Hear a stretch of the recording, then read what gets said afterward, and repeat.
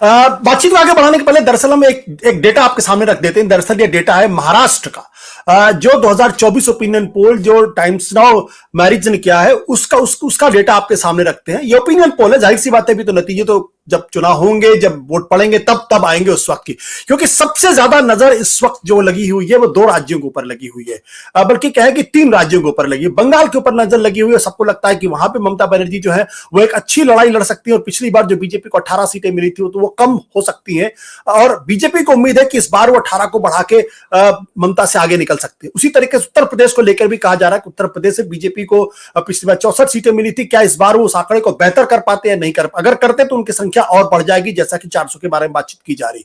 महाराष्ट्र एक तीसरा स्टेट है जिसके बारे में भी चर्चा है कि वहां पर भी बीजेपी ने पूरी ताकत लगा दी, इसीलिए शिवसेना को और एनसीपी को तोड़ रखा। सबसे पहले हम नजर डाल लेते हैं दरअसल महाराष्ट्र में अगर ओपिनियन पोल है ये लोकसभा का, तो वो कितने सीट्स वहां दे पाएगा। आप ये देख रहे हैं कि जो इस वक्त की जो आपकी टाइम्स नाउ मैरिज का जो ओपिनियन पोल है वो कह रहा है कि एनडीए गठबंधन को 39 यानी 39 सीट्स और इंडिया गठबंधन को 9 और अन्य के खाते में 0।